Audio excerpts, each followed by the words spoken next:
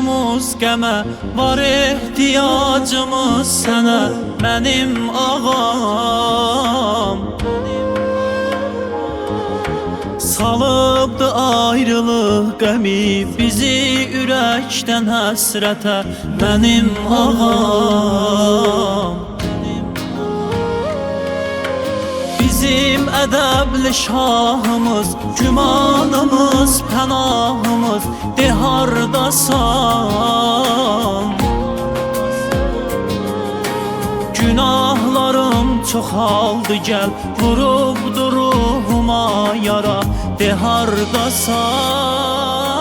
Ağam, ağam, gözəl ağam, ya sahibə zaman ağam. Sənə sonsuz var eşkimiz, Yəbnə Zəhra, ya Məhdi can. Ağam, ağam, de hardasan, de hardasan? Ağam, ağam, mənim ağam, ya sahibə zaman ağam. Ağam, ağam, mənim ağam, ya sahibə zaman ağam. Ağam, ağam, mənim ağam.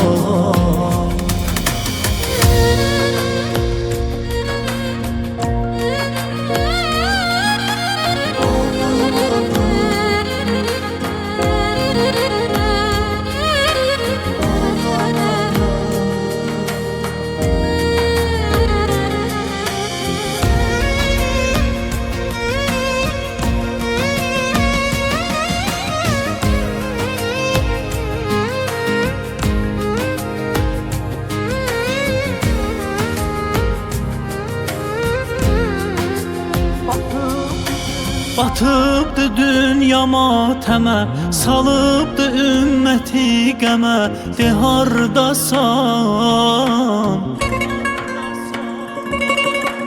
Gəzir səni bu gözlərim, var ərbəində izlərin, mənim ağam.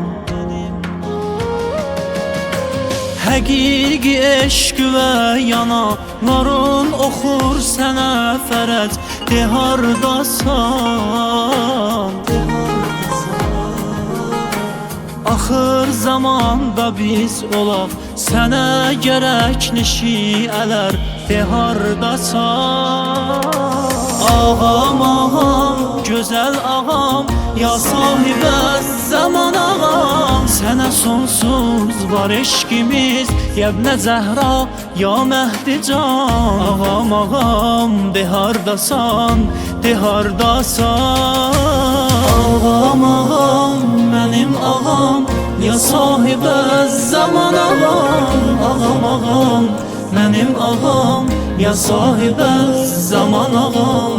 Ağam, ağam, mənim ağam.